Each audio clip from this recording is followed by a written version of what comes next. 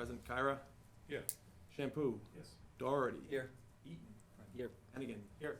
Lepore? Yeah. Brian Perry is gonna be absent, he's not feeling well, and Ruggiero. Yeah. Okay, that's all accounted for, other than Mr. Perry. Everyone will stand for the Pledge of Allegiance. I pledge allegiance to the flag of the United States of America and to the republic for which it stands, one nation, under God, indivisible, with liberty and justice for all.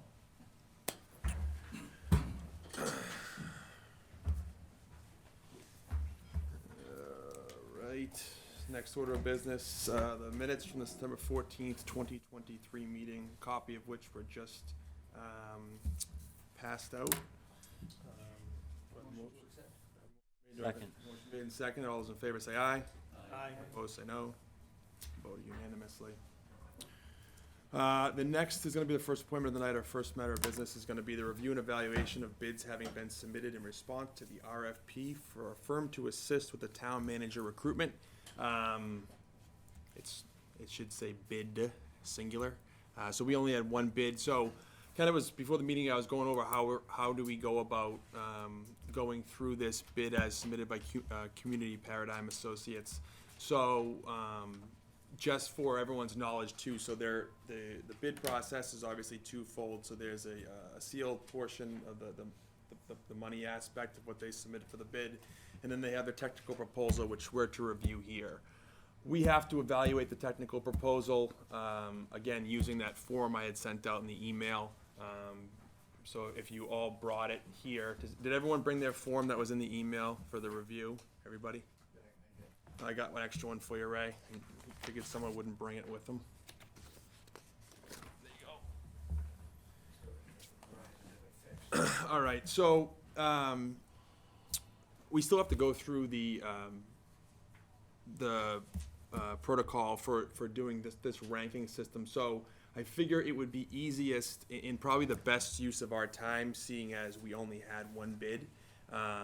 If we just go through, and I'll go through prong by prong and go around the table, and you can state your score. I'll just take I will take down a ledger of what everyone ranks for the various categories, and then after that, I would like to move. If you have, if you have discussion on a specific matter, feel free when I get to you to bring it up if it was a strength or a weakness. But I figure we can go through all those. And after that, I would like to open it up for discussion to see the evaluation on a more macro level, i.e. what our evaluation of this technical proposal and how it's going to relate to when Mr. Petrin comes here this evening, if any questions we want to formulate before he's here, to better diagnose or to better direct us into the future with how we're going to handle our communications about this technical proposal to both the acting town manager or the temporary town manager, Mr. Smaglia, and to the select board. And just so you know too, I talked about that bifurcated process relative to the technical proposal and the monetary portion, which is their what their cost for services is going to be.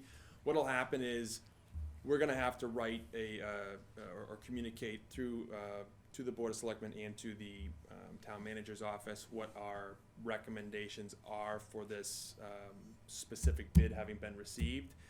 It is then going to be up to, ultimately, the temporary town manager to review the technical proposal, our suggestion or what our stance is on the technical proposal, and he's going to view that in correlation with what they submitted for their bid for services or the money portion of the bid. And thereafter, it is the temporary town manager that actually has the authority under the Town Manager Act to issue that contract. Anybody have any questions on that? Mr. Carr? Can you tell us what the solicitation process was? They only got us one Yep. bid? So what we did was it was posted in the Mass Municipal MMA website. It went out. We also reached out. Mr. Donahue sent it out directly to the persons who typically apply for these types of jobs or these types of contracts, And that is where we were left when we got it back. We got one bid. We actually got a subsequent bid, but it came in late. Came in after the bid closure was over. And it was from, I don't have access to my email on the phone, but it was not from a Massachusetts-based firm. I was just curious because I'm surprised that Buzz Stepchinsky didn't. Yeah, I am too. I was as well. Respond, given that, and we know that, do we know for a fact that he received? Yes, I believe, and again, I wish I had access to my phone, but Mr. Donahue sent out those directly to those companies who I would say routinely apply for this type of posting. Buzz had placed an interest prior to that even going out. Mm-hmm.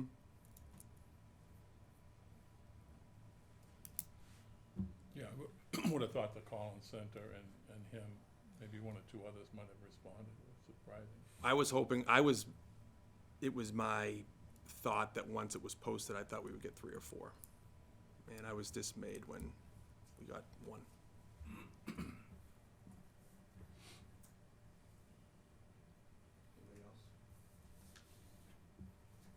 All right, so I guess I'll just go around, and I'm just gonna start, I'll just go around, Mike, if you don't mind, with you. And we can just hit on, we'll just go straight across relative network strategy, proposers' experience, personnel, approach to community involvement, plan and schedule, references, and then recruitment materials, and then we'll take it from there. So I don't know what you're asking. I'm sorry. You're asking me to attach, if I understand it right. So there's the evaluation form goes, it goes like this. So you get 3 points if you have a highly advantageous materials as submitted. You get 2 points if you're advantageous. Not advantageous is 1 point, and unacceptable would be 0 points in accordance with the technical proposal rating sheet that was sent out. Yeah. So we have to rank them in accordance with the technical proposal rating sheet scale. So if you think the networking strategies met what there's 3 examples of how they establish networks of professional municipal contracts will be used in the search process and recruitment process, that would be a 3. Except, and then down the line.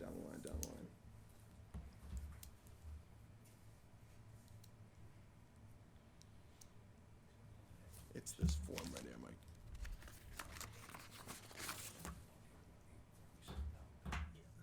Yeah, that's what I'm looking at, right? Yeah.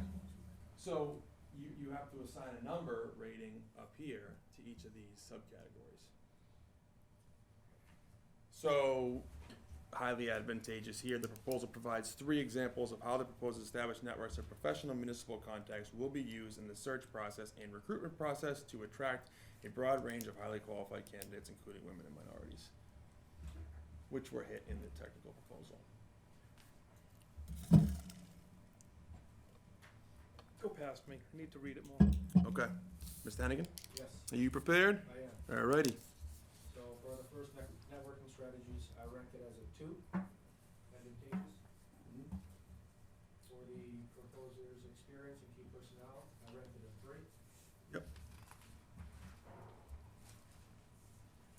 Under community involvement, I ranked it a 3. Plan and schedule, I ranked as a 3.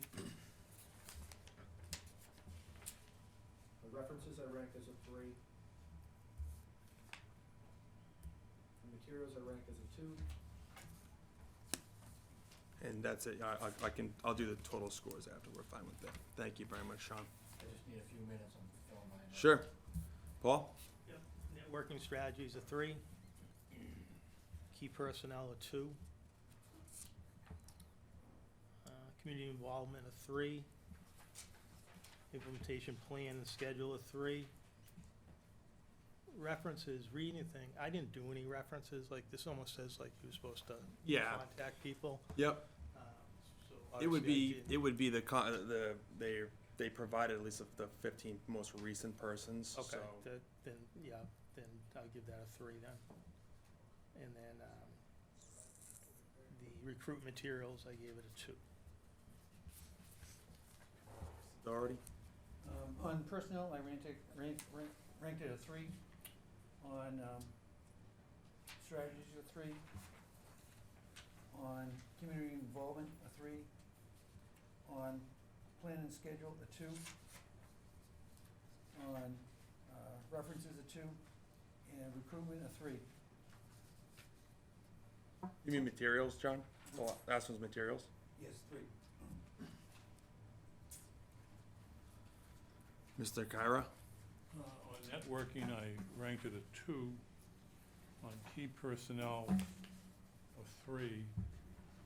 On the proposer's approach to ensuring community involvement, I ranked it a 1.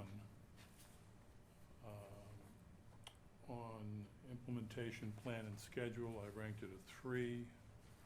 I didn't rank the references because in my mind, clearly it asked us to, I ranked it an NA. I got you. I just don't think that we could possibly be responsive to. And on the recruitment materials, I ranked it a 3. Jonathan? Networking strategies I had as a 2. Experience and key personnel I had a 3. Approach to ensuring community involvement I had as a 2. Implementation plan and schedule I had as a 3. References I had as a 3. And the recruitment materials I had as a 2. Okay. Well, Brian's. So Brian had proposed his network strategies as a 3. The personnel is a 3. Community involvement is a 2. Implementation plan and schedule is a 3. References is a 3. And recruitment materials is a 2. Mike, can I come back to you? Sure. Okay, go ahead. Strategies 3, personnel 3. Community involvement 2. Schedule, implementation plan 2. Similar, I couldn't come up with a way to rate references like NA or 0, I guess, whatever the term you want to put there. Materials 2. Ray? The network strategy, I did a 2. Key personnel, I did a 3. The community involvement, I did a 2. Implement plan, 3. And reference a 3, and recruit material a 3. Thank you, Ray.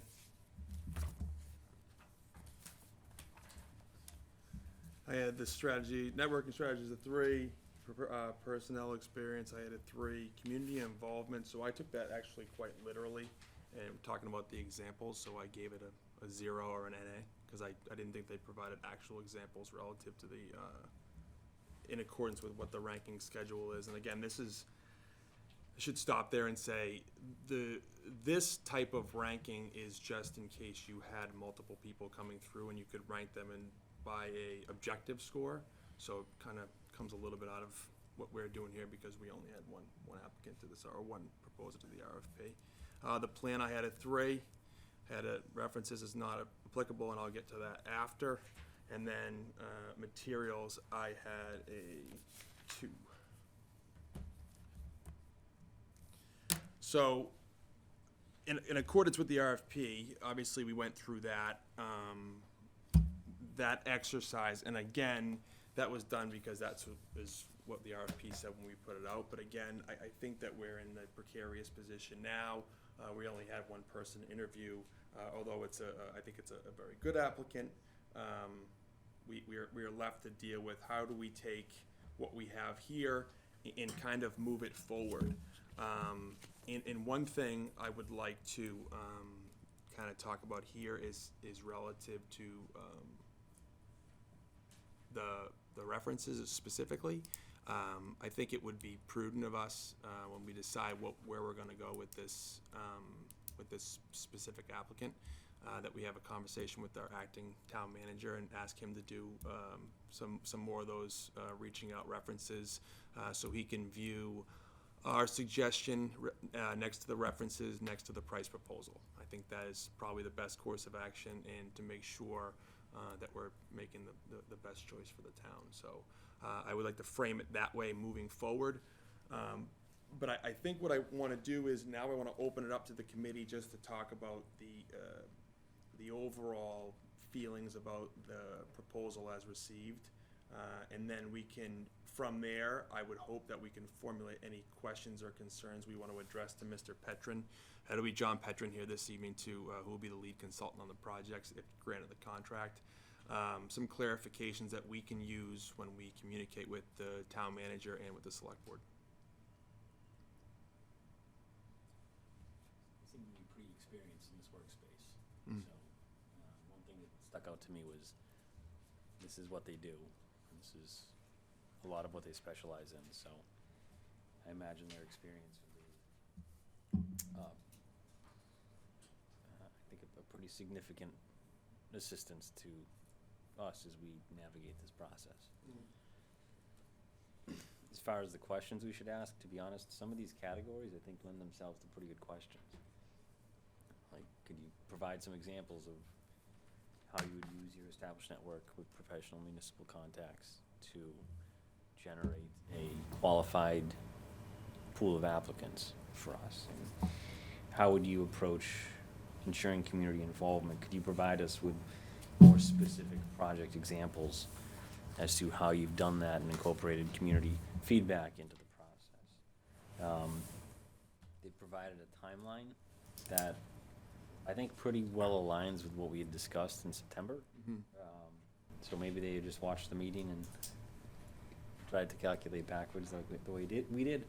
But perhaps that one thing that stuck out to me as well is I think their first step was to meet with the select board to have to get probably some more specific guidance from them, which I thought was a pretty good approach, because they would be new to Wilmington and want to hear from those 5 individuals that are ultimately making the decision, and they could get some direction from them.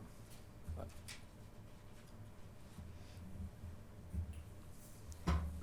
Yeah, so John, I think I'll jump in there.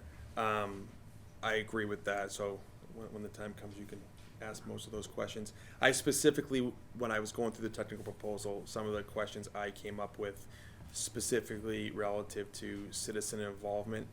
And I guess what I want to kind of vet out with any person who's going to be balancing citizen involvement and how does that relate to when you're talking to the cross-section of our citizenry, our town department heads, and our elected officials? How do you balance what you're getting as far as what if you're hearing different stories? So like in the past, if they've heard that, how have they dealt with that, and how do they relay it back to this committee and then eventually to the select board when they're trying to find the right candidate?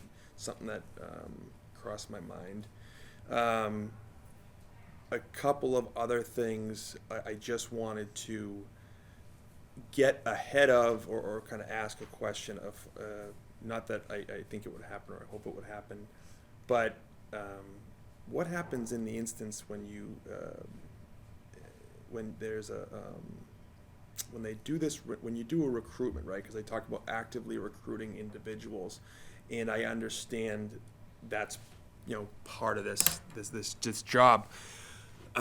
When you go target individuals, are you targeting them because you think they're the right fit for our community? Is it a temperament thing? Is it a knowledge thing? Is it their work experience thing? Because I'm specifically trying to guard against like a Reading. So Reading just hired a town manager and now he's leaving. He's going back to Chelsea. I believe Watertown hired a city administrator and he's leaving because he didn't get it. He doesn't like the goings on in the city. So when you're doing this recruitment process, are you recruiting based on resume, or are you doing resume and where you're trying to place the candidate? So everyone interested to know how they figure out who they're going to reach out to and who they're actively pursuing is a pretty big question of mine. Anybody else? Well, maybe I'm misunderstanding the process. I think it behooves us to, I would like for them to reach out to all potential candidates, irrespective of whether or not they think at 1,000 or 30,000 feet, whether or not that candidate would be a good fit. I think they and we, and ultimately the Board of Selectmen can only determine if someone is a good fit after we've gone through the vetting process, the interviews, the resumes, et cetera. So what I would want to caution the search firm away from doing would be to pre-vet candidates based on just, reputation or what they're hearing or, what's in the marketplace. Any candidate is a potential viable candidate, and like at the end, go through the criteria, go through their qualifications and all the other pertinent details, and then they and we can determine whether or not we should continue to consider that candidate. I don't know if that came out right. No, yeah, and Mike, I agree with that. My thought is more of if the net is cast wide, like how wide are you casting the net, and not only how wide are you casting it, but where are you casting it? How do you, because they're not just going to go out to an entire workforce specifically because for that recruitment portion, but if they're not going to do that, what are the internal workings that decide, hey, I know John Smith from ABC municipality, I think he would be interested, like, how do you, I just want to know how that works, like, how do you determine that's a guy who you think you want to reach out to actively recruit? That's kind of what I was thinking when I was especially interested in what they were talking about relative to the profession. I believe it was they talked about it being an aged profession, and there's and I had done some research before, and it seems to me that there's less people coming into this specific workspace. So the people who are getting these other jobs are coming from other communities. So I'm interested to know how they go about targeting those individuals. And to piggyback on top of that, was that in the proposal, it talked about certain websites they were only going to and where they're getting these people from. And why are they considering just those websites and not, like he's saying, like the general public or wherever else that most people that like these jobs or apply to these jobs, they would cast it to? So are they limiting it to certain websites and certain areas, or how far out is it going to go?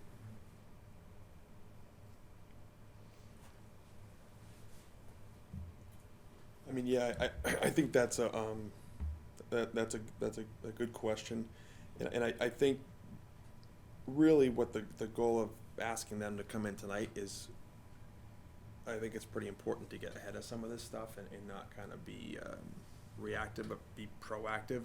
So if there's anything that we can vet out, ask questions on, and present it to the town manager at this time, to have conversations with the select board to see, where do we go from here relative to this specific proposal.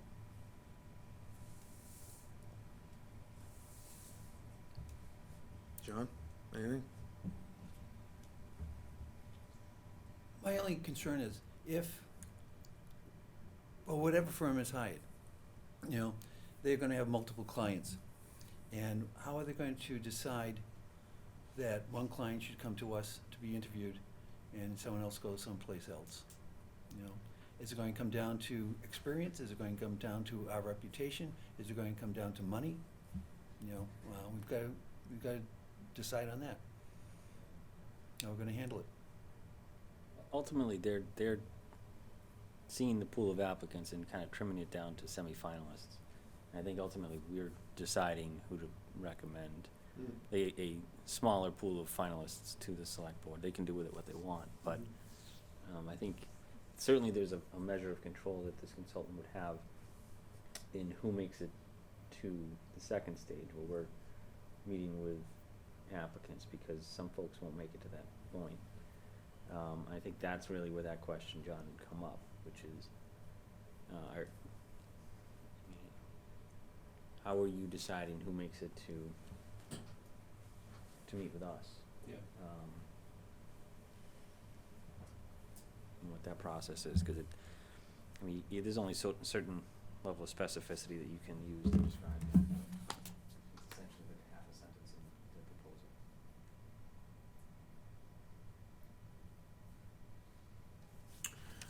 Yeah, and I think that the natural progression of this is, I know we're gonna sit here and we're gonna be able to flush some of these questions and issues out with Mr. Petrin when he gets here. And again, I told him around 7:45 to give us some time before this discussion and evaluation. I think we should kind of come up with a general consensus before the interview. What is the consensus relative to the technical proposal as submitted? Kind of go around, everyone gives a thought, the general thoughts are you comfortable? So, subject to follow-up questions, are you comfortable presenting this forward to the current town manager and saying, yes, I read this technical proposal, I'm comfortable with this, the person leading our search? I can, yeah, yes. Oh, I don't think we can answer that until we have the interview. Oh, no, I know, I'm just talking about, just going off the proposal, just the proposal itself, and then, because we're gonna have, follow-up questions, but as a general feeling off the proposal, do you think the proposal itself is satisfactory? Yeah, I think the proposal is satisfactory, but again, I wanna stress it, at least in my mind, that the most important aspect of all this, I think, is the interview, and then the follow-up references. There are some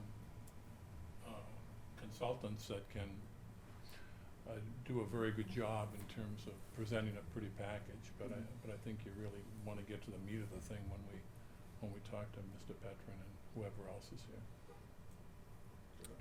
I agree with Mike. I like the proposal, but I think the interview will finish it as to which way we go. That's the thing. Well, Just reading the proposal, I'm comfortable with it. When we, the firm that puts it out there to screen the applicants, how many will we be going down to? Are we just gonna go down and have them take in like 5, or is there gonna be a number we're gonna consider? And then take it from there upon our interview and process, or how's that gonna work? well, that's gonna be, they're gonna have to formulate that with the consultant. They're gonna want guidance from us, what do you wanna see, how do you wanna, knowing how these things have moved in other towns, what's gonna say, hey, what does your screening process look like? How do you want to tier applicants? And you can say, hey, here's your tier A, B, C, and we won't even bring you C, we'll give you A and B, and stuff like that. I think that's gonna be a big discussion, is if these guys move forward, if we move forward with them, we have to tell them what we want and what we want to see and who we want to see, and we can get into numbers and stuff like that. So in the future, I guess we'll discuss exactly where we wanna put the numbers as far as how many people we wanna screen out and take it from there. Yeah. And then the other question would be, every time I know it'd be a lot of, I don't know, well, you don't know how many people are gonna apply. The question becomes, will we get a copy of their applications in case, we feel that maybe they missed somebody, or we like somebody over and above, to put in 1 or 2 other applicants? Will we be able to do that? Rob, didn't the select board say they'd like to see at least 5 candidates? I don't recall. I forget what they Yeah, said. I don't know if they ultimately voted on something, but I think it was kind of a I winding think there was discussion. some correspondence from- going around. that they wanted Yeah, to there see was 5. some, We could rank them or whatever. This proposal, at least reading it, they were gonna pass 8 to 10 on to us, but in one part it says, I don't know if we'd see all the resumes, even, beyond the 10 as an example. And then it said, we'd interview them, and then 3 to 4 would then, from this group, would go to the select board. So I don't know if we're seeing all 8 to 10, or we're seeing if 20 people applied, do we see the other 10 to 12 resumes? That's my question, I think to Ray's point, though, I think if the committee wants to see all of the applicants, we should see all of the applicants. I think it's up to us to decide. If they get 50 applicants and we would like to see copies of it's just a matter of sending out copies or sending emails. That's So not I don't think reasonable. that's a problem, and I think Ray's right. There may be somebody in there, but first of all, I think it'd be interesting to know who applies. You may know somebody, and even if that person's not qualified in your mind, at least you know that that person applied. So if somebody comes to you and says, geez, I put in an application, it'd be nice to be able to say, yeah, we did get that, so, I certainly don't have a problem with knowing who the applicants are. I think that's something that we should know, and then we should decide, based on whatever our own rating system is, how many applicants we wanna talk to. I think that's the committee's determination. I mean, I'm sure we're gonna get a fair amount, but I don't think we're gonna get this real surge, because I've been told this week there's 11 towns out there right now looking for town managers. Which, believe it or not, they're in the seat to, we're number 12, that's a pretty good abundance of job description, where you wanna go. So I feel that if we look at everybody, why not? I think we need to make I don't know if they've read the charter, but I assume everybody here has looked at the charter. And the charter is very specific in that it says you have to have experience either as an assistant manager or as a town manager. Yeah. But the folks that wrote the charter were clever enough to put in that term temporary town manager. And so I think we need to make sure that whatever goes out doesn't limit it, doesn't constrict it, because otherwise you could be losing an awful lot of people. I mean, under the, if we looked at that strictly and didn't consider that there's a temporary town manager, I mean, Charlie Baker wouldn't be qualified to be the town manager. And there are many very good communities that have hired mayors who wouldn't have been qualified. So I think we need to talk to them about that as to how, we might want to say, previous experience as a town manager or assistant town manager is preferred, but I don't think we should be eliminating things. I can give you numerous examples of very successful managers that weren't assistant or town managers. I think Wilmington is sort of unique in the way they wrote that charter, back in 1950, and I think these are the kinds of things I think we've got to be thinking about. The firm that sends out the application basically look at that charter and under consideration, sending those requests to us, already know the facts that are in it, if they do qualify for it or not? Yeah, but I guess my point is, before they send anything out, it should come back to the committee, wouldn't you say, Rob? I mean, I think we have to determine, it's up to us to determine, because they know the process better than us, but we know the community better than them, and I think we need to make that determination as to just what is included in the outreach. I mean, certainly, they're the ones that know how to do that from a process point, but I think from a content point, we need to be very active in that. Yeah, I mean, I agree with the fact that whatever is put out into that universe has to be approved by us, and it should be what we want. We're using this consultant as a vehicle to drive what we're looking for. Again, I kind of agree with you, Mike. They know the process and they know the players, but I think we should be dramatically shaping what that process is and who those players that they're looking for to bring in. And again, I just it's just an odd. And to Ray's point about all those vacancies, and I recall back kind of listening in or looking in on what was happening in neighboring towns, and I believe it was Community Paradigm who conducted Bedford Search, and I believe that they said it's a buyer's market. This is a buyer's market. It's good. You have more openings, and you have people who are in this work sphere. So I thought that was pretty interesting. But I mean, other than that, to Ray's point, to circle all the way back, how many do we get? I think we get. I would like to see all the people that apply, but as far as who moves forward, how many move forward, that's on us when we see what we got. If we have,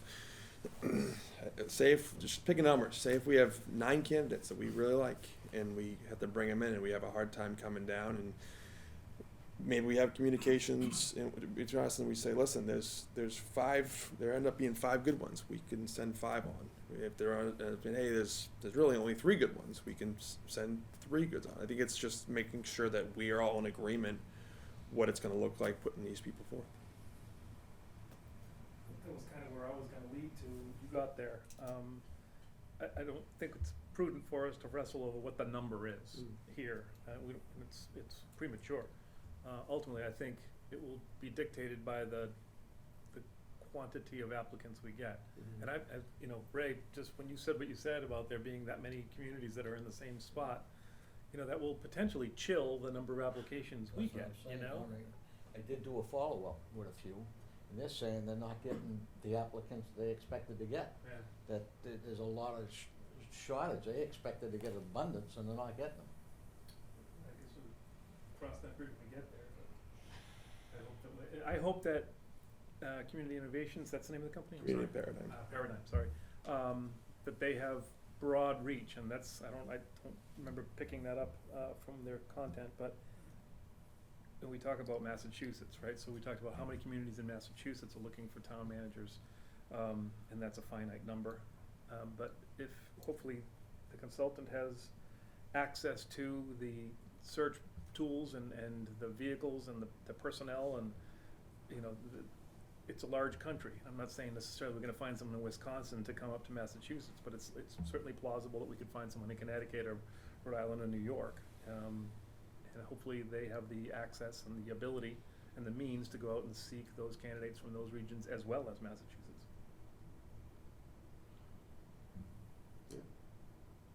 Sean, we skipped over you if you had any. I mean, this is the first sort of proposal I looked at in this regard, so I thought it was fine. Not what I was really expecting, but there's a lot of examples they put out there. There are a lot of towns that they said they help. There's a lot of towns they said they come back to because they did a good job. So as far as that's concerned, I'm happy. But we'll see. Yeah, and I mean, just if all this stuff is, I mean, I've seen other proposals for other towns, or if you just Google it online, you can see like what Community Paradigm's other submissions were. They're pretty similar. So it's like a machine at that point. So it was. I don't think there's anything in here I didn't expect to see. Again, what piques my interest probably the most is I would love to know about the specific community examples again. So I mean, I'm satisfied with the proposal. It was what I thought we were going to get. I mean, they have a pretty large portion of the market. I forget what their market share is, but it's pretty big.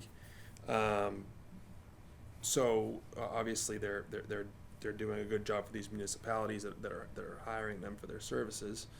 I'm just, well, I want to be overly cautious that it's relayed to them that we're not only are we looking for a very qualified town manager, we're looking for a very qualified town manager that will do well in Wilmington, because otherwise doing that's just doing a discredit to the applicant and doing a discredit to the town. So I want to make sure that we're finding the right candidates as well as just not a broad array of them. I think part of that's gonna get flushed out when we figure out what questions we're gonna be asking the applicant pool. Mm-hmm. I know when you, Robert, Paul, and I were part of the Superintendent Search Advisory Committee like 9 years ago, we had an entire meeting where it was like really like high level thinking of like, what is the Wilmington School District? What are their strengths? What are their weaknesses? Where do we want to see like the district go in the next couple of years? And then from there, boiling it down to topic areas to ask questions on. We may want to go through something similar with this, where we say, this is where Wilmington is. We have a couple significant building projects in process. We have a couple on the horizon. This is where our budget stands. This is where our liabilities are, and this is where our labor relations are. This is the landscape, and maybe we kind of boil down some of the more important issues, and we can try to flush out from the people that we're interviewing, what is their experience or approach to those types of problems. And that might allow the cream to kind of rise to the top. Like, this person checks off all the boxes, or this person checks off most of the boxes, or this person is just trying to sell us a nice picture. But when you actually dive down into the actual experience, it's not quite there. So I'm hoping that's a part of the process as we kind of formulate what we're going to be getting out of the applicants. So we can be pretty confident with the 3 to 5 or however many we're recommending in Vaughan, that every one of them, if given the keys to the office next door, would be very capable of stewarding the town. Here in some of the comments, we talked about the candidate pool.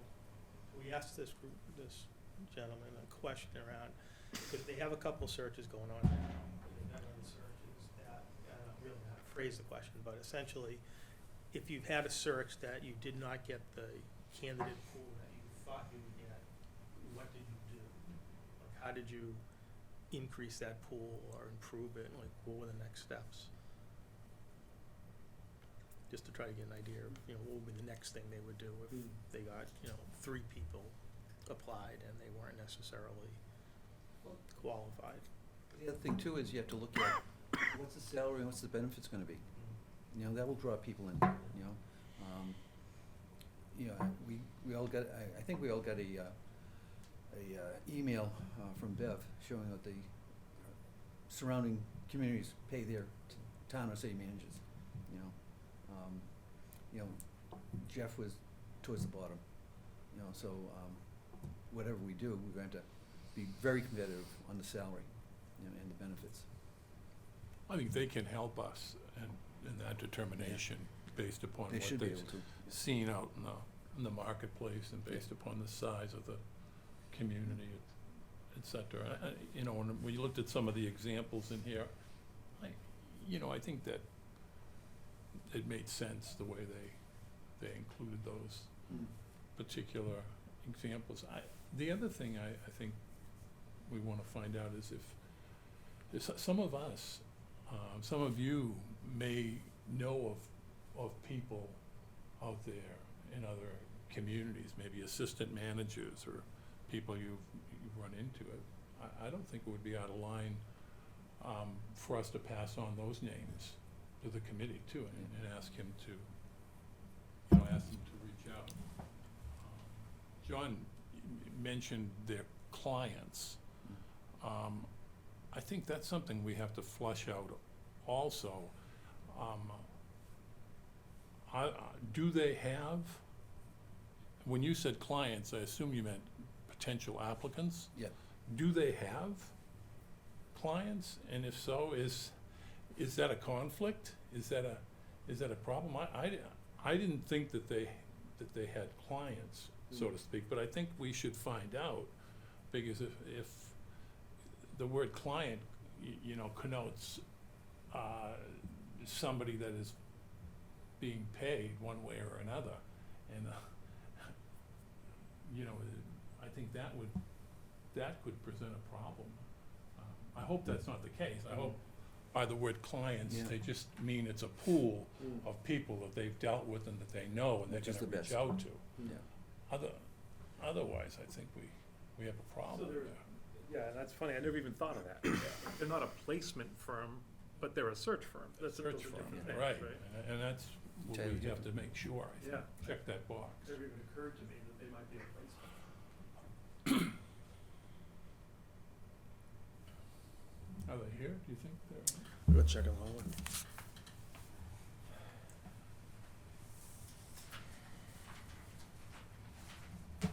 Yeah, that's what they did do, is go online to look at the. Thank you, Jonathan.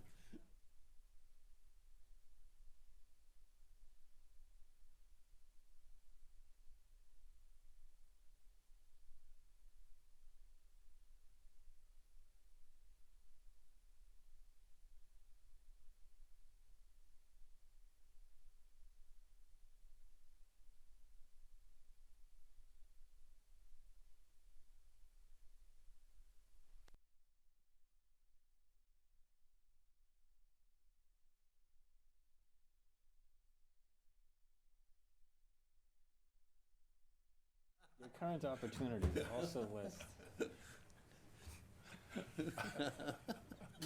He's not here yet, so it's Mr. Lynch, that was John Petron, he would be here at 7:45, so. Start off, right? The car was just pulling in, so hopefully that's him. All right, while we wait, is there anything else anybody wants to bring up relative to, the evaluation technical proposal while we, wait for the proposer to show up? I think we adequately vetted questions we have, concerns we have, what we wanna see. And I think we covered it, other than that. But it just as how I see this, kind of moving forward, after we have an opportunity to speak with, the applicant, we're gonna have to formulate or come to a consensus again. What does this look like moving forward? Is it a suggestion? Is it future, more correspondence? Is it a suggestion of a subsequent interview, with the select board and the consultant? All those things are kind of on the table, so. And I really wish I had my email on my phone. You have your email? Do you have access to your town email? On my phone, but right here. You didn't send out anything today, did you? Actually, it doesn't make any difference. I was the only one on that email. Did you say someone is here but not? No, there's no one out there.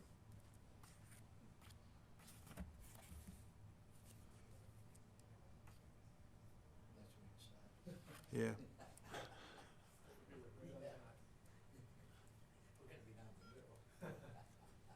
There we go. Mr. Petron, how you doing? Pretty good, thanks. We're ready for you, if you wanna come right up front. Okay, great. Yep, there you go, perfect. Good evening. Good evening. All right, Mr. Petron Yes. and Julie Jacobson. Julie Jacobson. I'm Rob Peterson, I'm the chair of this committee, and I wanna thank you both for coming in this evening. We had a chance to review your technical proposal. We were talking about some specific questions we have relative to the technical proposal. So what I'm gonna do, if it's okay with you, I'm gonna let you both briefly introduce yourselves, a little work experience, what your company does, and then I'm gonna open up to the group for questions and a little Q&A, questions, follow-ups. Okay, great. So you've seen our proposal, so you've all been through it. So I'll start. I'm John Petron, Senior Associate with Community Paradigm. I've been with the firm about 5 years now. So my background is that I was 40 years in municipal government, retired as the town administrator in Burlington, next door in 2019. In my 40 years, I was about almost 35 years as a town administrator. Did 4 years as an assistant superintendent of schools for the city of Marlboro, and been involved in the profession in many ways.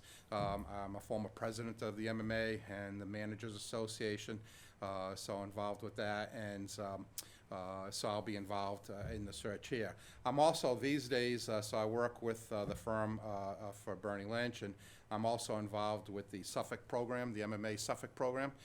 So I served as the certificate coordinator for the program, and an instructor, professor with Suffolk for that. So we have 50 students each year, municipal employees who come in and learn more about municipal government. So we get to meet people every year as part of that, as well as coordinate the finance seminar that MMA puts on. So another 75 students come through that, on a yearly basis. So I'll let Julie introduce herself, and then I'll introduce, Bernie and Sharon from the firm as well. Great. Hi, everybody. So I'm recently retired. I was a town manager in Auburn for 12 years. I was the first town manager after they changed their charter. So that was a great experience. I stayed there for 12 years. I loved it. I failed at retirement because as soon as I got done, I jumped in and started working with Bernie and trying to do some other things because I just love municipal government. But I've been in government for about 40 years. About 38 of those are municipal. I was, previous to being the town manager in Auburn, I was the assistant city manager in Worcester, which you probably know, second largest city in New England, and that was certainly a challenging position to be in. I was there in that position for about 6.5 years, but I was a City of Worcester employee for about 20 some odd years, maybe 23 years, and a lot of that was in economic development. As far as being town manager in Auburn, my experience is pretty varied. At the charter in Auburn, gave all the authority to the town manager for hiring, firing, appointing most boards and commissions other than the couple that were elected. So I had a lot of experience with personnel matters, HR, hiring the right people, getting them right the first time so you don't have an HR problem down the road. As far as affiliations, I was the president of the Massachusetts Municipal Managers Association. I had the pleasure of doing it for 2 years because of COVID. So before that, it was always a one-year appointment, and they gave me the opportunity to do it for a second year, hoping we could meet in person, and that just didn't happen because of COVID. So I did that for 2 years. And as I was also on the board of the Mass Municipal Association, the MMA board, for maybe 7 or 8 years, including terms on the executive committee. As part of that, I was on the Local Government Advisory Council, which is legislatively established, and there are 24 representatives from across the state who met every month with the lieutenant governor and went over legislative issues, things that we were trying to speak in favor of. And I was very active. I was one of the founding members of Women Leading Government, which is a subgroup of the Mass Municipal Managers Association. And we started with just a couple of us, female town managers, who wanted to encourage the growth of women in the profession and try to get our department heads, our supervisors, to look ahead and look down the road and say, maybe I do want to be a town manager someday. So we put together a number of different conferences and events 3 times a year, and I chaired that committee for several years. And when I retired, I'm still on that committee. As a matter of fact, today was one of the events that was held today. So we have 3 events a year, and we reach out to all the town managers and try to get involvement of their female staff, particularly, to try to just give them the networking and the confidence to move ahead and make the right connections, get the right training, so they do well as a supervisor, whether they move up or not. So that's a great experience. So I think, what I want to bring to the table here is to let you know, because I've only been retired since the end of February, and I was pretty involved in all these committees, I still am in touch with many of the town managers, town administrators throughout the state.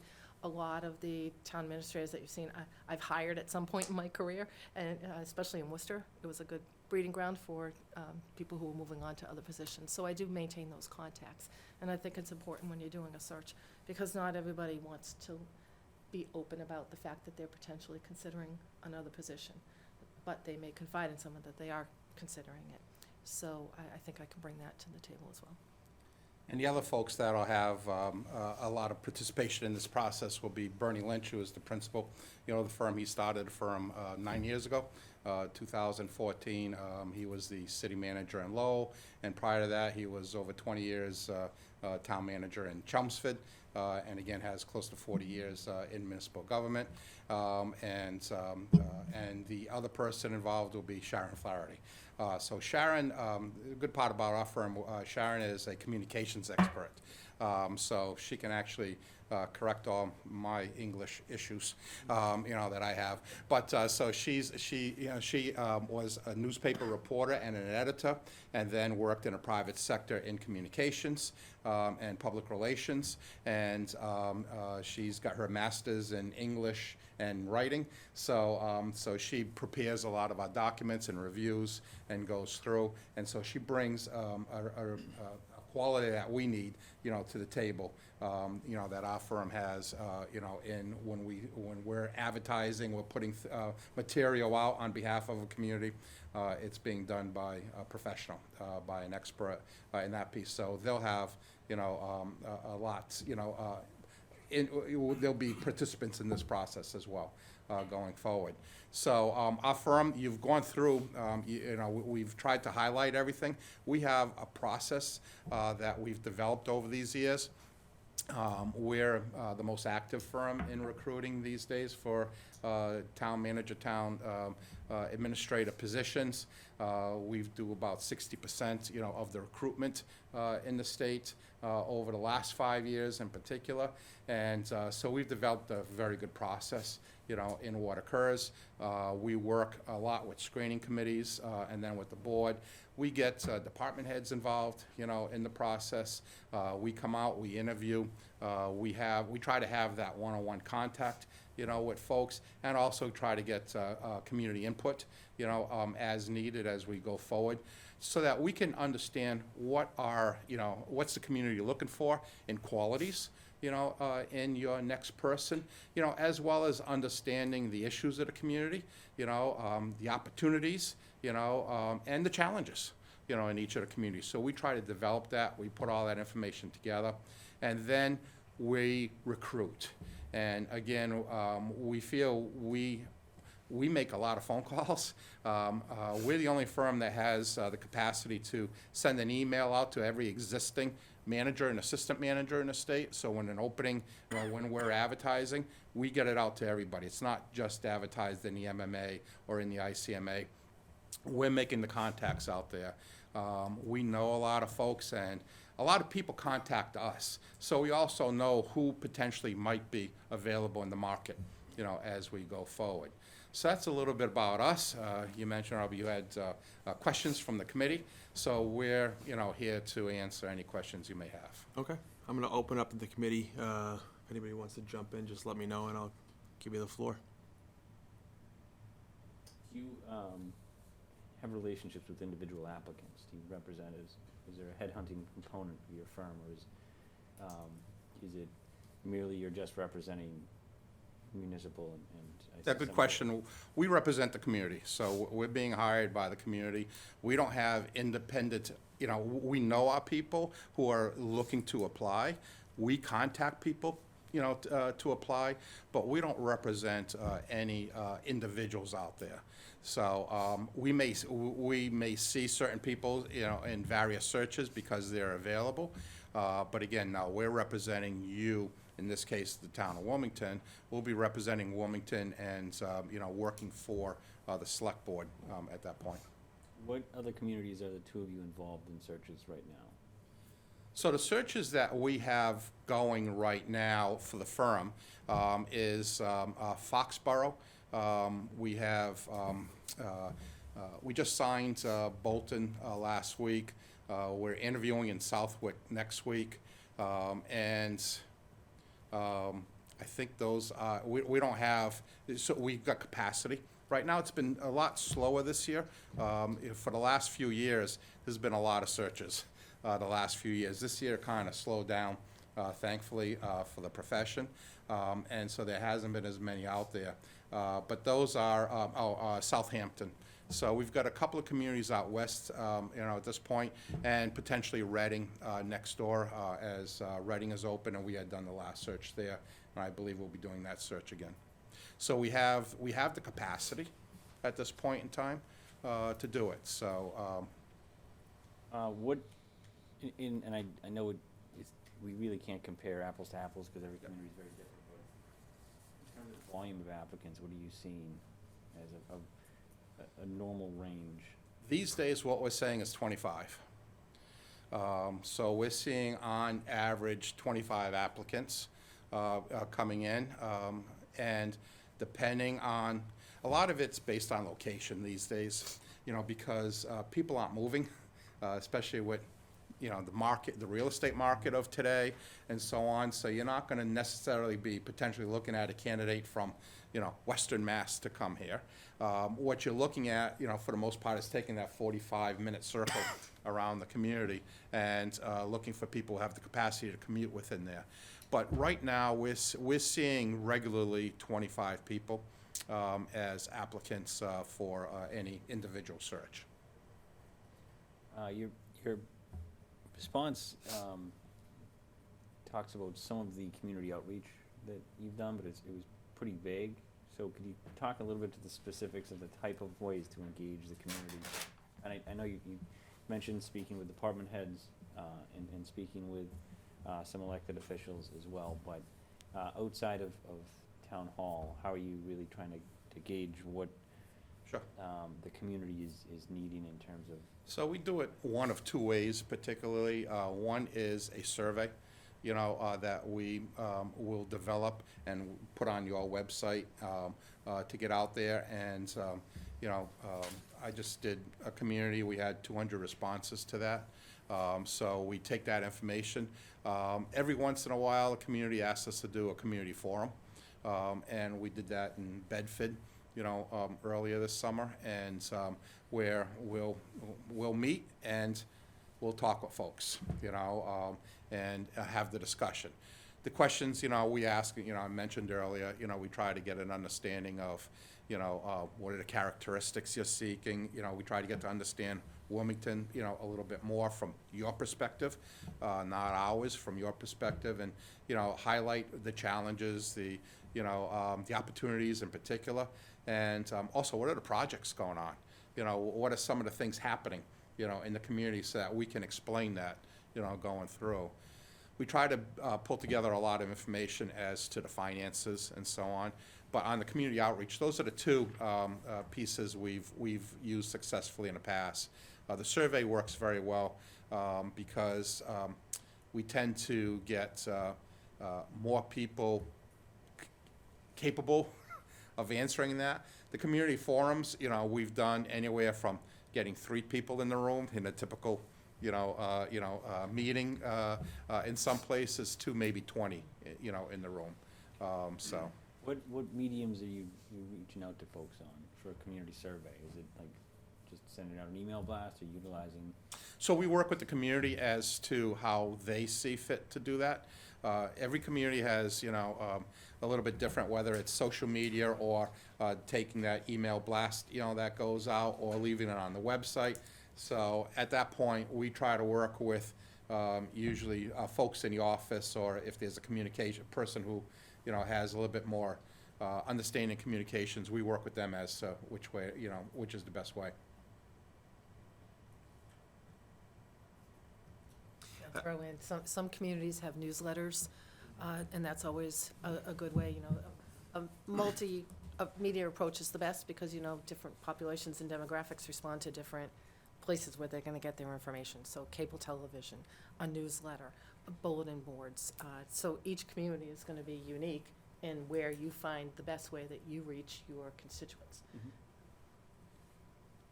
You obviously have a channel and a process you go through to put out your for your applications. So, obviously, you mentioned like so many people that you have in the channel to do your process. How long would you say it takes between going through the process of getting all your information about the town, what we're looking for on the sheet, and basically before the applicants come back? Honestly, how long would you say that process takes? So typically, we put it down to 4 to 5 weeks on the schedule, and everything is based on how fast we get information back, you know, from folks. You know, we ask to meet with each member of the select board. So we do, you know, hopefully, you know, we meet with each of them, and we try to spend an hour, you know, with each member of the select board, get an understanding from them. With a screening committee so early in place here, we'll talk to you, you know, about things. And then we try to get things moving pretty quickly, but usually 4 or 5 weeks. And let me ask you, what struck me a little bit is, when you do like, the resume, obviously it's coming from us. But obviously, you said possibly the town of Reading, which borders Wilmington. Sure. Now, the question I would have, obviously, if we're close to having two towns advertising neck and neck, the problem I see right now would be benefits and salary. Is that something that we go through and make that proposal, or do you make a recommendation as far as where we should be coming in from? We always provide information to the board, to the select board, and give our opinion of where we think things are. We have a pretty good understanding, you know, of the market, you know, and we can show that. I know where, you know, your now former town manager, you know, was, and we can talk about where the market is, you know, and so we try to highlight that information. And sometimes, you know, and it's up to the town, you know, to make that decision. We're not here to dictate. That's one of the things, you know, we try to make sure we're a resource. We understand this is your process. We're here as facilitators to you, and our job is to provide information to you. The decision you make in the end, you know, but we will provide that to the board and say, you know, here's, you know, I've got numbers. You know, I kind of know what, you know, the market is, you know, these days in this area, as we know from most of the state, you know, what that market is. And we'll provide that. Then it's up to you to make that determination. But we're gonna caution you, you know, or say, yeah, this is a great place for you to be. Or we'll issue a caution and say, well, you know, what you're gonna get for candidates are people who maybe have not done this before, you know, who are looking for that next step in their career. You know, so it depends what, you know, so we gotta blend, you know, those pieces. Mike? Sean, you mentioned 25 people generally, you're getting 25 applicants. Of those 25, how many are qualified? Good to see you again. So, it's typically, we're usually able, you know, on a search to pull 7 to 10, you know, out of those 25s and say, you know, these are qualified. Our goal with a screening committee is to have you, the screening committee interview 7 people, you know, and then bring that down to, you know, the 3 or 4 that get sent to the select board, you know, for final interview. But usually, and again, this is gonna depend on, you know, pay and other things, you know, and understanding, you can't say right now because we go through it all. But yeah, we're for the most part seeing 7 to, between 7 and 10 people who have some qualifications for the position. Now, you said you do the, an email blast. Yeah. To, you know, which is interesting. I used to do that for department heads, where you reach out to, you know, that 45-minute radius. Sure. But do you also target specific people beyond a general outreach? I mean, do you look at folks you think are pretty good that are assistant town managers somewhere? So the email blast is for managers and assistant managers, but then we target, you know, one of the things, you know, we're getting being involved with Suffolk, you know, University is a lot of these students, you know, are people who are looking to move up in the profession. So I just had a search several months ago where 2 of the 3 finalists were students of mine, you know, from 2 years ago. You know, so we're seeing that on a regular basis going through. So we use that. Our website gets an enormous amount of hits on a regular basis. So people are following our website, you know, who are looking in a business, and they're checking, you know, as to what we have on our website. So there's different ways we do it. But the bottom line is we'll sit down during that phase where we're, you know, outreaching, trying to get candidates, and we start putting our heads together, you know, and putting names on a list and saying, okay, who's going to follow up with this person? So, so we do. In many cases, there are some very good department heads who are ready to be, you know, managers. You know, is it the right fit is the question. You know, so we look at that, and we'll either send an email out or make the phone call, depending on the situation. I don't know if you've had an opportunity to look at the town charter That's what I was gonna say, yeah. or not, but For some reason, well, it's interesting, the founding fathers Yep. back in 1950 determined that a town manager in Wilmington must be either an assistant town manager or a town manager. Yeah, But they also had the good sense to put in there that you could hire a temporary town manager. And interesting enough, I'm an example of that. Whether that was a good choice or not is up to others to decide. But I was appointed as a temporary town manager for Sure. a year, despite having all kinds of municipal and state, experience, administrative experience.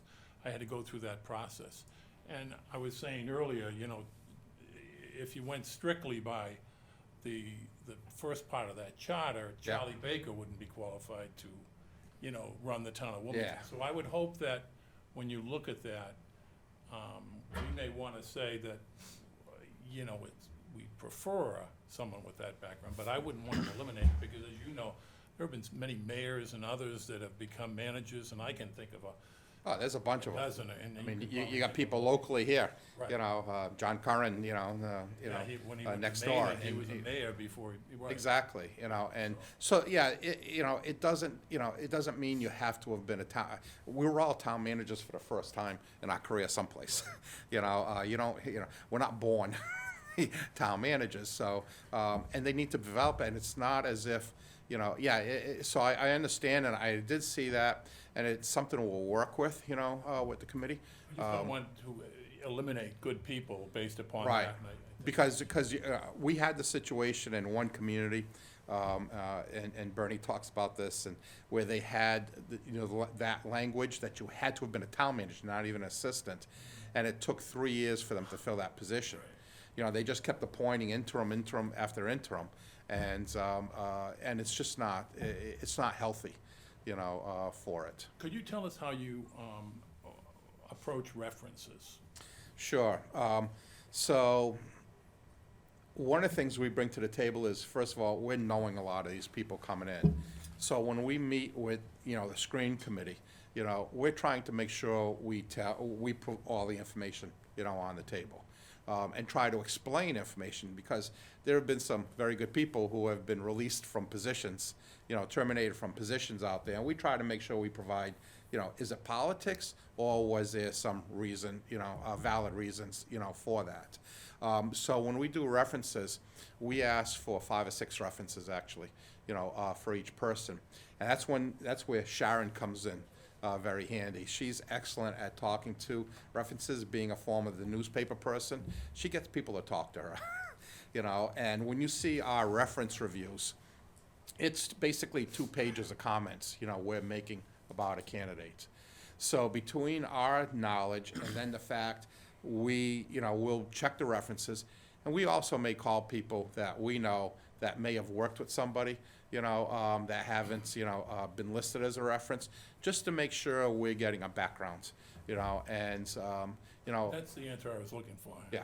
The thing is that I was hoping that you wouldn't just simply use the references that are submitted. It's always helpful to. no, if you we know try to somebody- get a, we try to make sure we get the clear picture, of everybody. And, we all have baggage. Being a town manager, you can Google me, and you're gonna see a couple of things in there, and maybe not you, but, definitely Bernie and I, you're gonna see things in there, and there's always a backstory to, to these things. Our goal is to make sure you're understanding that backstory. And again, whether it's going to be the politics of that backstory, or whether, again, there's something that's a red flag, and so, we try to develop that in depth. Go ahead, John. What's your turnover rate of the people you've placed? Interesting. I don't have a direct answer to that, because, again, sometimes it's based on a fit. I always talk about, a candidate being the right fit. Because, if you present 6 or 7 people to us, how are we going to know? Generally, our people are staying, but sometimes situations occur. And it wasn't the right fit. And sometimes people are, sometimes we're surprised by selections, because we're not making the selection. when it comes to the screening committee, you're actually gonna select, you know, we'll give you information, but the people you interview, you'll actually be selecting. And then you'll be moving forward who you think are the best 3 or 4 candidates. And then the select board will decide who they think is the best candidate. You know, we always, usually, it flows the way we think it will. Sometimes it doesn't. But again, it's about how people connected at the table. For the most part, there's been some instances, in our searches where, people have, not lasted as long as you would have wanted. A couple of them, we kind of made note of that when, they were hiring the person. But we're not gonna go public and say, we told you, on that. But our goal is to make sure we're trying to give you as much information for you to make a knowledgeable decision, going through. And sometimes you will see in a candidate a fit that maybe I'm not seeing. And that's why you got a bunch of people around a table, because you're gonna see things differently. But we'll try to work that. But again, most of ours, have been pretty good connections. Not always. Because historically, Wilmington has been very stable. Yes, you've had, only 3, as I remember. I go back to, In 55 years, there's been 4. Yeah. 4. I remember 3, so it's been very stable. I've known Jeff, since, him and I started together almost. When he was in Ayer, I was in Pepperell, so we were in the same region together. And then, of course, I ended up back here, being in Burlington next door for 7 years and, working with Jeff. And Mike, you and I really didn't work much because I was more Metro West at the time. Well, you took Bob's place. Yes. And he and I left her in. About the same time. 2012. Yeah, exactly. Yeah, so I came in 12, and so we never really got to work. So I worked with pretty much Jeff in my 7 years in Burlington before I retired, because I was in Metro West prior to, not as familiar with this area up here at the time, so. Ashland, right? Yes, yeah, prior to, yeah. My son is the assistant superintendent of schools in Ashland. Oh, Yeah, okay, came after you. yes. Yeah. Yeah, because Barbara Duran was the assistant super at the time, and I actually worked with her in Marlboro. When she was there, when I was the assistant super in Marlboro, she was the city auditor at the time, and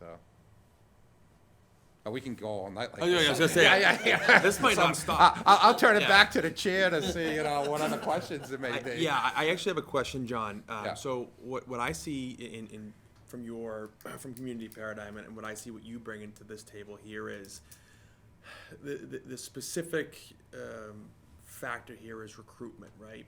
And you talked about, you have a vast Rolodex, we'll call it, of individuals who are ripe for these types of positions.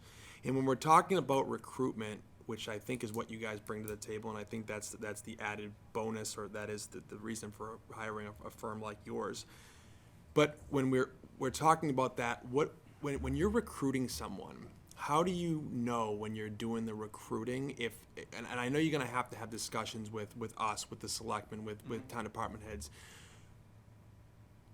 A specific example is gonna be, you've disclosed that Reading is gonna be going through this again, right? So you're doing a recruitment, and you're recruiting somebody for Wilmington, you're recruiting someone for Reading. Reconcile to me how you figure out who you're recruiting for either job. Is there cross-pollination, or how does that work? So this occurs from time to time, Yeah. so this isn't the first time. And cross-pollination might be, Yeah. a good term for that. And because there's all, I always say, the tough part about what I do now is I get to tell, 10 people no and only one person yes in the end. I make more calls of, sorry, you didn't get the job. So person who might be a good fit for Reading might not be a good fit for Wilmington, in what occurs. So our goal is to bring candidates to the table for you to make those decisions. We're not going to have the same 7 there as the same 7 here, potentially. There may be 1 or 2, that crosses. And when I was in Burlington, I was a finalist in Burlington and Framingham with Bob Halpin in both places. Burlington, I got to, be chosen in Framingham, and the day after he was chosen, in Burlington, he was chosen the day after in Framingham. We're all kind of friendly and, you know, in the business. And so I think bringing that to the table, because again, your area, as I said earlier, we're recruiting for the most part within, you know, that 45-minute radius, you know, so you're gonna be looking potentially at some of the same candidates. Our goal is to make sure the candidates understand, you know, what Wilmington's looking for and what Reading's looking for. It may be different, you know, and so that's why we have a lot of these discussions, you know, to get an understanding of the flavor of what's going on, you know, going forward. And the select board in Reading might have a different view of what they're looking for from the select board here in Wilmington. It may be, you know, they may cross in various areas, and we'll see how that goes, you know, when that occurs. But it occurs. You know, this isn't the first time, you know, we'll have this, won't be the last. But again, I think our firm, you know, we do recruit, we bring a lot of candidates to the table, hopefully, so. Yeah, and I think, again, what I see as the added bonus to someone in your work sphere is you could have candid conversations with somebody that we otherwise wouldn't know, couldn't have, and Yeah. people wouldn't be comfortable having those conversations with us. Or if we didn't use a search firm, we would kind of be casting a wide net, hoping that somebody applies to have those follow-up conversations. That's kind of what I mean by the Yeah. recruitment aspect and how it's kind of targeted. I use the term ombudsman. You know, that's kind of my role as an ombudsman here, because I'm trying to get an understanding from Wilmington, you know, and then pass that on to the candidate. When you know, Mike mentioned I was in Ashland. When I was recruited in Ashland, it was actually the third search they did. And basically, you know, the first and second ones, I said, I'm not interested, you know. And then it was, you know, the recruiter, Mark Moss, you know, who came to me and, you know, laid some things on the table to me, you know. And then talking to my wife, it was actually my wife who said to me, you know, you're a town manager, you're not a, you know, a school superintendent, because that would have been my next step. And, but it was a recruiter who contacted me and gave me insight. And so that's what we hope to do, is, you know, not just grab, you know, I heard this term a couple weeks ago. I was teaching a class, and I had the HR person in Barnstable, and he called it trappers and hunters. You can either trap or you can hunt. And the trapper is the one who sits back and lets the prey come to the trap, or the hunter goes and seeks. So I'm going to, you know, call us hunters, you know, in this case. And our goal is to go out there and not just trap by putting an ad in the MMA and developing that. We'll do that, but we will also, you know, make the phone calls. We'll do the outreach, and we'll try to talk to people and say, have you ever thought about? You know, and sometimes those end up being, you know, the candidates, you know, that are chosen. Did you ever think about the town of Wilmington? You know, and that occurs, and that occurs more often than not. You know, we call people and say, you know, have you had enough of that community? I've got one for you. So. And if I can jump in, I think one of the important things about the outreach that we do to the Board of Selectmen and to your committee is to get that flavor from you of what skills are you looking for, what experience are you looking for. And it's not always going to be the same people that may be in Reading. You may need someone who has an economic development background. You may say, you know what, we've got a great economic development department. We really need somebody who's got more strength in an HR field or in a finance field. You know, I can tell you when I left Auburn, so I was recruited there, and it was economic development, and that was what they needed from me. And I had an assistant town manager who was the CFO. So he became the town manager. So when he went to hire, he didn't need to hire another CFO. He was a CFO. He needed someone with HR and economic development, because that's what I had brought to the table. So each community is going to have different skill sets that you're looking for. That's why it's really important for us, as John said, to understand what that is, and then we can better target those people that we make the outreach to. Because I can think of several people that would fit the bill if you were looking for someone with heavy HR. If you didn't want the HR and you wanted more people with commercial, which is probably less, there'd be a different group of people. So it's important for us to hear from you, what are those skill sets that you need? Where do you see the next leader of this community? What types of areas should they have had experience in? You know, are they good at pulling together disparate groups? Do you have some controversial issues that are coming up where you need somebody who can bring everybody to the table and find a way to get something done? Or do you not have anything coming up like that where you really need somebody who can focus on your organizational structure? You mentioned a couple times, I think, this 45-minute circle, if you will. You're not limiting yourself to that. No, I'm using it as just an example in the discussion. And there may be people who want to move. You know, I'm just saying more of the reality of what we see is, sometimes we're forced to look at that, but that's not what we start with. But that's, I'm just trying to point that out as, of what we're seeing, generally. But that's not the end all, of what it is. I know of a couple of people who would consider a move, but that's not the norm today, of what we're, talking about. John, can I ask you, if you're comfortable answering this, what are the factors that go into being an attractive community for someone who might be considering a move? What do you think is, if someone looking for a move, is it strictly money? Is it future development? Like, what are those things that trigger somebody to consider a move? I know it's person to person, but just in Yeah, general. I'm not sure I've been asked that before. I think, individually, I think it's gonna depend on the person. What people want, what I always tell people want is they wanna know they have the opportunity to be successful.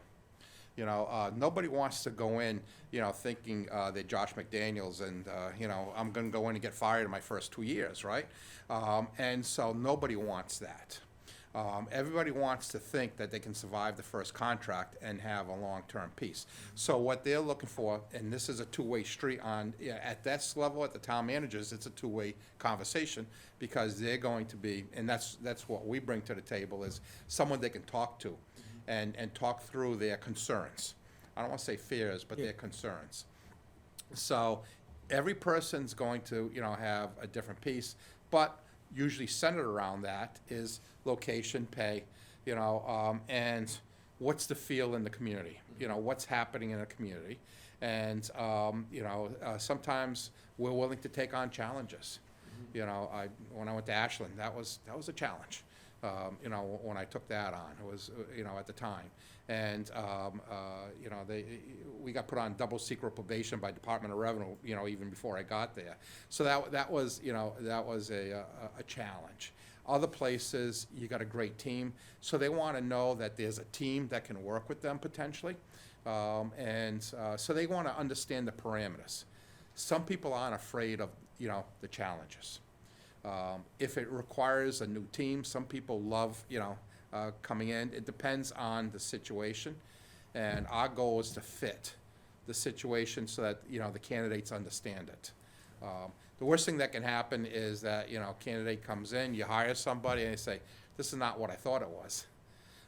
And that's where maybe we didn't do our job, potentially, or maybe things changed, but, and that's what we're out to do.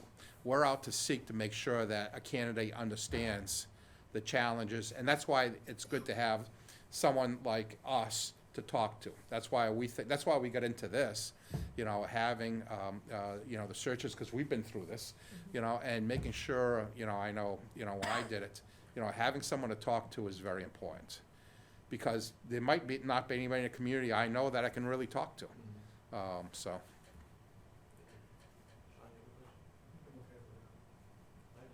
I don't really have a question, it's more of a comment, and it's wry. Presuming we go forward here, and we are successful getting someone into the seat, I would just humbly request that you take that person out of your database for future. So, I will, that's a good point, Headhunters will do it. So we never make the contact back to people we've placed. Oh, okay.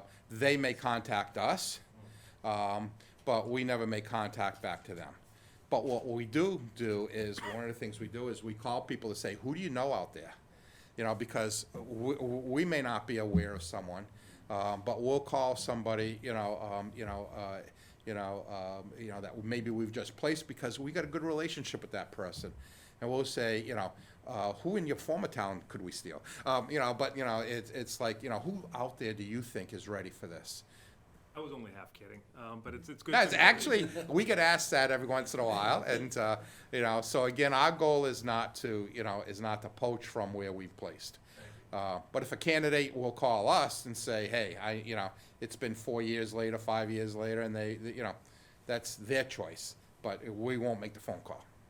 The observation has been made a couple times here tonight, and I'll make it again. Your credentials, both of you, and as well as Bernie and others, within Massachusetts are impressive, and I certainly respect that. But, you know, Massachusetts is a small place. Yep. And we're real close to New Hampshire. Sure. And Maine isn't much further away, certainly Rhode Island. So in terms of commute, yeah, those are a bit longer than, of commutes, but I imagine there are some really valuable, qualified potential candidates Yeah. in those places that we could talk to. And, yeah, I just I don't, maybe they wouldn't make a commute from, I don't know, from Algonquin. But they might be inclined to move halfway between the two areas if the job was right and the fit was right. So I just want to put that out there. I'm not even asking a question. I just want to make sure that as we go forward, if we go forward, that is part of the factoring. We do that regularly, and sometimes what we get, you know, from people who want to come back, sometimes people want to come to the state because they got kids in school here, or, you know, they started here in Massachusetts, they want to come here, and it's a great place to live. You know, in general, we get that. One of the things we understand now is things we're seeking in those types of candidates. So when we talk to them, we get this every once in a while. We've recruited, we've been in recruitments where people have been placed from outside the state several times. So one of the things we look for, so we understand what are the things we need to discuss with them as we go through. You know, the first is town meeting. Do you truly understand town meeting format? People can read it, but people don't quite truly understand what town meeting brings to the table. So all of us have been involved in town meetings. We can have that discussion and, you know, and be frank, you know, with a person coming in, that the public process here is different from being a council manager form in another state. So, you know, are you prepared for that? The second is dealing with personnel and collective bargaining and the union environment in this state. So making sure you understand, you can't come in here and dictate. You know, it is about working together and, you know, having that capacity. And then, like, another topic we always bring up is pension. You know, Massachusetts does not recognize, you know, work outside of the state. So if you're, been 30 years in another location, you're coming here, you're starting from scratch, you know, on the pension system here, because you can't buy back time from another state. So these are things we've learned. We've got a checklist of things, but we have been successful in recruiting several managers in the state, you know, that have come, you know, from out of state. And that's not, you know, so we don't see it as a negative. But we also understand the checklist of things we're going to go through to make sure they're compatible, you know, to be here. You know, I think it's important that we recognize, I mean, the general feeling is that someone who has had experience in Massachusetts may be the better fit. I hear what Mike is saying, but I Yeah. would agree, you know, there are so many unique things about Massachusetts, from Proposition 2.5 to the JLMC, you know? Oh, yeah. And these are things that people who have worked in this system in municipal management, I think certainly looking at somebody who may have been here and then gone to come back makes a lot of sense, but I think. So we'll develop that understanding, Mike, as we go through talking to folks, you know, and we'll get an understanding, talking to the select board, what's the, you know, and it depends, again, you know, some communities, you know, Cape Cod, all they're gonna, you know, sometimes they need that out-of-state person because they don't have that pool to draw with, you know, potentially, you know, in the area. There have been several, you know, Cape Cod that have been recruited. We'll have those discussions. All I'm saying is that we understand the concept, you know, but again, if the view is, you know, you're looking for more Massachusetts-based, we'll understand that. going forward as well. Julie mentioned your responsibilities in Auburn. They're very similar to Wilmington. I mean, the town manager in Wilmington has complete authority on hiring and firing and personnel, and makes virtually all of the major appointments. So I'm personally looking for somebody who is gonna be a strong leader, somebody who is always gonna do the right thing, Yeah. because they have an attitude that I worked before I got here and I'll work again somewhere else, so that, not to be afraid, not to capitulate, and not to be afraid to take a stand and Sure. do the right thing. I hope those are the kinds of people that we're looking for. No, it's true. I think when it comes to the board and committee appointments too, a lot of communities don't vest that authority in their town administrator or town manager. And it's important because I know in Auburn, when I got there, there were maybe more than 50 boards and commissions, and it's so hard to recruit, to get volunteers. It's really hard. I'm sure that's no different here than it is anywhere else. COVID made it even worse. People just didn't want to come out. They didn't want to be involved. It just added to the difficulty of recruiting people. So I think to get a town manager that has the ability to kind of infiltrate into the community, get to know some people, and actually do the one-on-one outreach to get people that are interested in boards and commissions. Because just putting it up on your website, you're not gonna get people. They're not gonna apply, they're not gonna wanna be on it. They maybe wanna put it on because it looks good on their resume, but they're really not gonna come to meetings, you're not gonna get a quorum. So I think it's important to get a leader that's willing to understand the residential population, who they are, what maybe their likes are, and start to pick people to apply to be on these boards and commissions. To become And- involved. Yeah, you have to. Any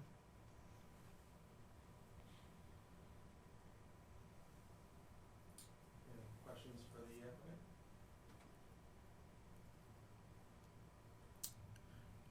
I think we're good. I want to thank you both for coming out. We really appreciate it. We'll be following up. Okay, great. Nice Thank to you so meet you. much. Really appreciate your Appreciate it, time. thank you. And any questions, just contact us. Sure. And we'll be glad to, follow up if you have any questions on things. Sure. Thank you so much. Okay. Again, Thank thanks for you. coming out on a Thursday too, so. Yeah, sure. Yeah. And great that you're volunteering to be on a committee, because it's so hard. It's just so hard to get people. It was an option. You all volunteer, right? Thank you very much. Thank Pleasure you. to meet you all. Thank you very much. Take care. Yeah. Yeah, I will. Good luck.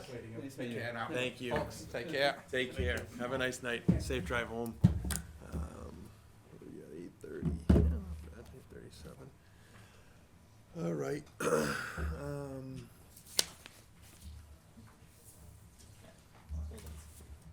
Just watch them get lost in the circle.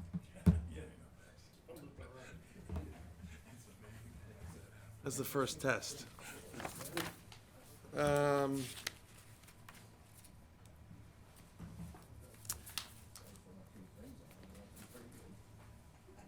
So at this point, again, abiding by the terms of the RFP, it would probably behoove us to go around and flip to the last page of this interview rating sheet.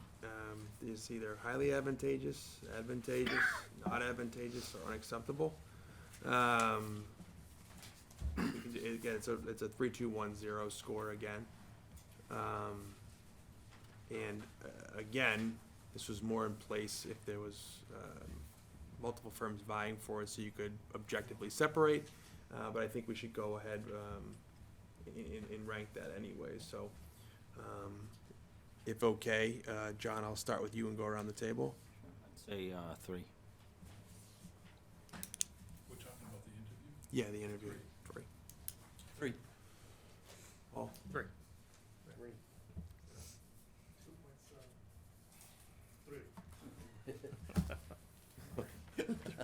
I'm a 3 as well. Again, just general impressions, kind of how I thought the interview process would go. Somebody with that much experience, the resumes that they put forth. I think the most important thing I pulled away from the question and answer in the Q&A is, it sounds like what their business model is it aligned with the conversation we had before. They're telling us they have the Rolodex of people to reach out to, but they're going to reach out to those people, and they're going to craft that outreach in accordance with what we as a town, and I'm using the proverbial we as in this committee, the selectmen, community outreach, department heads. So I mean, I really like that facet, and I also really like the fact, although I really like it for us, that if we have a consultant with a very diverse and expanding and wide-reaching background, however, I think Mike hit the nail on the head. It's an odd thing that you're blasting out to people in other towns, but I guess that's the competitive job market it is. So I thought that was pretty interesting. But I did like their responses about this. They're crafting what they do as directives from what we tell them. Any other general comments? I thought you brought up a good point, Ray, with Reading having an opening at the same time. The response that he gave, I kind of saw that, well, if we had 4 agencies that applied for this, they're going to have that same agency paradox there, or just difficulty, because they're going to try to make both of their clients happy, and they're going to be drawing from the same pool. So whether we had this agency or this firm working with us or not, chances are there's going to be some crossover, folks that applied to both positions. But whether they're steering candidates towards one or the other, I don't know if we're ever going to get a candid response to that, especially in an interview. That's the only drawback I had, but I mean, I was impressed. They were pretty well polished. I mean, I gotta give them credit in the areas that they gave us. The only thing is, unfortunately, but it's not their fault, that we have a town that's abutting us, that's gonna be looking for a town manager, which now puts more pressure on us, because what they're qualified and might be an individual that we might be very well happy with, but at the same time, Reading might be offering, you know, a little better, you know, product than we are. And it's gonna kind of put us in a position that we might have to look at that a little stronger, you know, depending on the candidates that come in. Yeah, I think one of the things is you have to look at the demographics of the towns. You know, Oh, yeah. entirely different between us and Reading, okay? I agree, but You have to look at that's the, the other hand. I think Wilmington, you know, being on the board back with Mike 10 years ago, you know, way back, 20 years ago, how time flies. But, you know, we're still dealing with Olin, we're still dealing with cleanups, we're still dealing with municipality, you know, improvements, we're dealing with substations, we're dealing probably with employment. So our position, I don't know, you know, might be a little stronger, you know, for that candidate than going to Reading. Yeah, I think that 38 being, you know, Lowell Street's gonna have to be redone, and the projects that are coming in, you look at Reading now, they've already did their center, they've graduated what their center looks like and updated it and everything, and, you know, let's face it, it is more attractive than I think coming in. my take on the Reading thing is I think that's a marketplace thing. It's irregardless of who's doing our recruiting or who's spearheading our search, that's the marketplace we're in. And unfortunately, that's just, we're gonna have to deal with that, and we're gonna have to make Wilmington as presentable as we can get it, because we are in I don't think there's anything we can do. And what happened in Reading was unfortunate, because I think that they got the candidate they wanted. He was from Chelsea, and then he got an opportunity.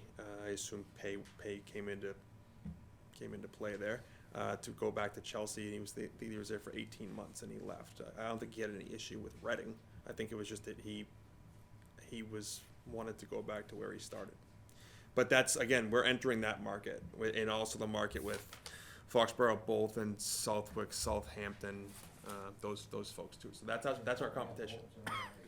You know, I think there are pros and cons to both communities. I wouldn't sell Wilmington shot in this one at all. I think managers are looking for stability. Well, if they look at Reading, and regardless of why he left, he's only been there for probably less than 2 years, yeah, a year and a half. And we've already pointed out that Wilmington has a pretty good record in terms of keeping their managers. So I think that's a plus. I think Wilmington's industrial base and tax situation is a plus. You know, Wilmington is not charging the same kind of fees as Paul knows in terms of school fees that you know, Reading charges. There are a lot of advantages to this community to a manager, and I'm sure that, you know, Reading's gonna feel the same way. And a lot of it's gonna come down to what we're willing to pay, because that's you know, brass tacks. Yep. That's where it is. That's not really us, right? No, so that's We this. can make recommendations to a Well, degree. I say we, Yes, I say, certainly. you know, maybe. It's really to the select Yeah. board, and like the finance committee to a certain extent as well, but really, I think meeting with each member of the select board individually, I think that's, to me, was like, that's a good approach.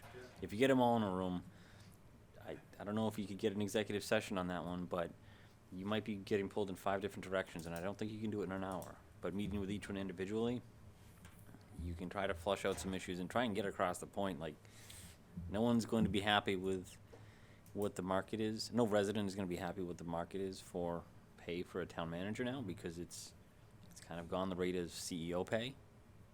But the market is what the market is, and like, there's only so much you can do,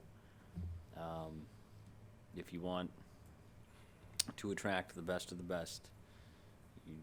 That isn't free. And keep them here. Yeah. Yeah, and to Mike's point about, what, I think, and again, I'm only drawing the parallel to Reading because Reading was brought up, but Reading has a lot of areas that are settled. They've done some things. It's because opportunity presented itself. I think Wilmington has boundless opportunities for the next person to take the town manager position. And if you wanna a go-getter and somebody, and you can present it the right way, I mean, I can sit down and have an hour conversation with somebody about what legacy and what job they can forge into the future if they're willing to do it. But at the end of the day, that only goes so far, and there's this little thing driving at the end of the train, and that's the almighty dollar. So we gotta make sure that's in line with that. That's my point. Yeah. You know, you're going into Reading, basically, a lot of their work is already done, and we're still starting at or going to it. You know, and that was my, you know, what I was trying to express, you know.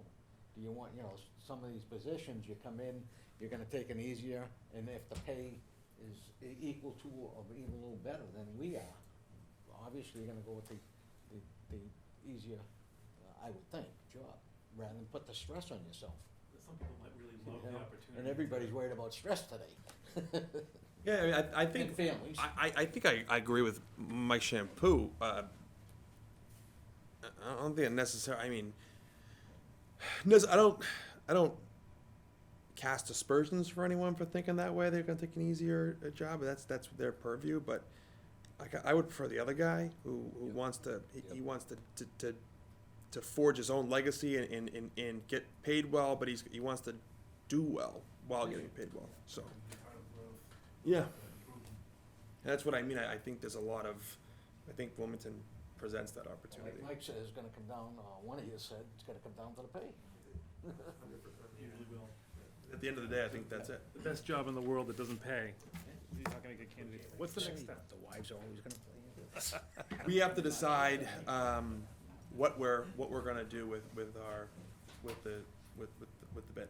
We, if we're comfortable, we can make a recommendation, to, Mr. Semaglia, the, temporary town manager, that he favorably endorse the applicant, and then it's up to Lou to look at the technical proposal, our recommendation, and then the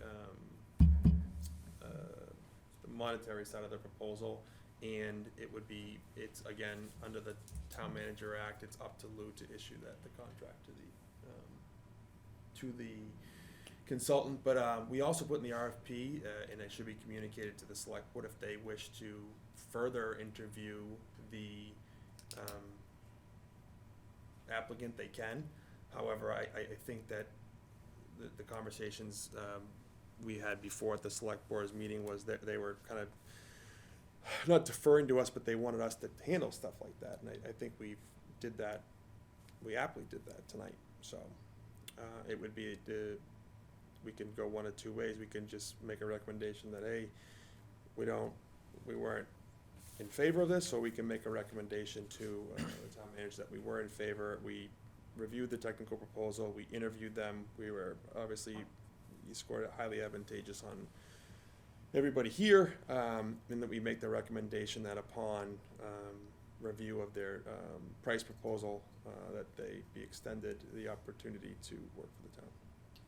There was some, I think, very good points raised about our inability to follow up on references. Do you want to incorporate that, asking the temporary town manager to follow up on some references? Yes. And subject to his satisfaction on those references, making a recommendation? Yes.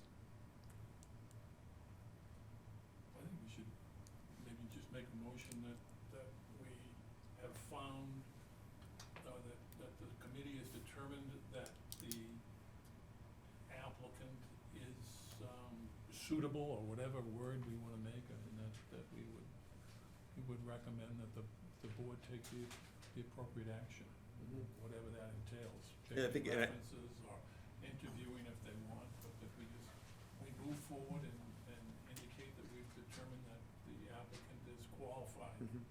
Yeah, I agree, Mike. I think we do make that recommendation, we move forward, and from my understanding, you might know a little better of the Town Manager Act is, our recommendation is actually to the town manager at this point as he has the authority to issue that contract, but we send it to the town manager and to the select board, saying it's our recommendation to both the select board and to the town manager that we move forward, and we can put in that recommendation that we also ask that when viewing the price proposal and our recommendation in the technical proposal, that the town manager just does a double cross-reference for the references. I'll accept the motion. I'll make the motion. So the motion, do I have a motion? Do I have a second? Motion's made and seconded, so the motion on the floor is that we make a recommendation to the acting temporary town manager, Mr. Semaglia, and as well as the select board, that this board is in favor of moving forward with Community Paradigm Associates LLC, in that the town manager, temporary town manager review the technical proposal as well as the price proposal, and follow up on the myriad of references to ensure satisfactory in other towns. All those in favor say aye. Aye. Those opposed say no. Unanimous. Rob, the only thing is, when Lou gets the references, can you forward them to us, the committee? Yeah, well, I'll just ask him to just send me an email back to make sure. Yeah. Yeah. Can you go through that one more time? Serby has to write it down, so that's gonna be the trickery. Yeah. All right, so the next thing on the agenda is going to be next meeting dates. I'm gonna probably have to say we're not in a position to do that yet. We have to try to figure out what the situation with Community Paradigm is gonna be.